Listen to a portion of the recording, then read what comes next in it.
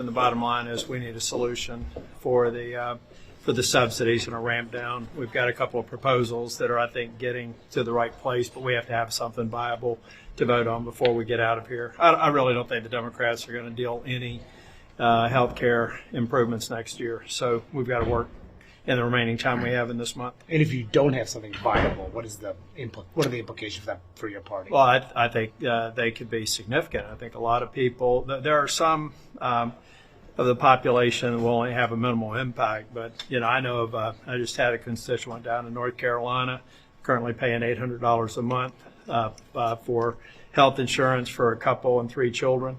They just communicated to me it's going to be twice. It's going to be $1,600 a month. If we've got a lot of those out there, that's a problem for us. Look, the Democrats created the problem. We've got to solve it.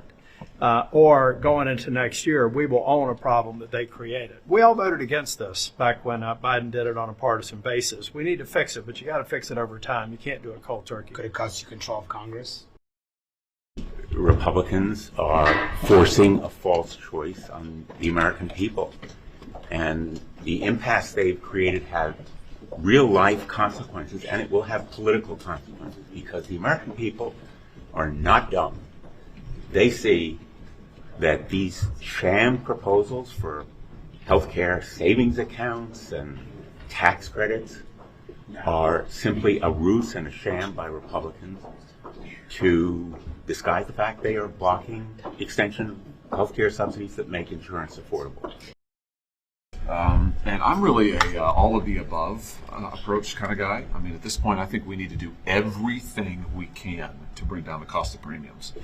So I'd be happy to take a vote on any of these plans. My plan is not really addressed towards premiums. I mean, my plan is no taxes on healthcare, which I think is fantastic and I hope can be a bipartisan thing, and we ought to do that going forward. That's really separate from this premium issue. But, a number of my colleagues have plans on the premiums, and I'd be happy to vote on any of those. I'd probably vote yes on all of them because I think they've all got great ideas. I don't think they should be mutually exclusive. Let's take some votes and show people that we want to do all that we can. We should probably do a lot of stuff. I mean, I think if you talk to people, what they're going to say is their healthcare costs are out of control, and they will take all the help they can get. So if you say we want to lower prescription drug prices, they'll say yes. If you say we want to lower your premiums, they'll say yes. Lower your out-of-pocket costs, they'll say yes. So let's do all of it. I mean, and quickly. If we just vote, if Republicans just vote no on a Democrat proposal, let the premiums go up, and Republicans don't offer anything, what message is that going to send? I mean, I think people will, I know what people in Missouri will think. They'll look at that and they'll say, well, you guys aren't doing anything. You're just letting my premiums go up. Why are you doing that to me? And it's important to, I understand here, I've heard it, people here point fingers and say, well, 10 years ago I voted for this. 15 years ago I voted for that. People at home are going to say, you are hurting me. You're making my premiums go up. You're not helping me. Why are you doing that to me?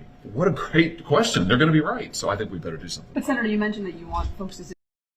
Here, I don't want to paint with too broad a brush. A lot of my colleagues have been talking across the aisle, including me. So I think there's some good faith talks going on. But, back to what you were saying, Chad, people need to realize we're up against a deadline here. The deadline is not when Congress wants to go home. The deadline is when people lose their ability to pay for their health insurance, and that's coming really, really quick. I mean, we're in open enrollment now, so right now, in my state at least, people are opening up their medical mail. They're getting their bills from their insurance companies saying what next year's rates are going to be, and they're like, "Whoa, that's going to be the premium?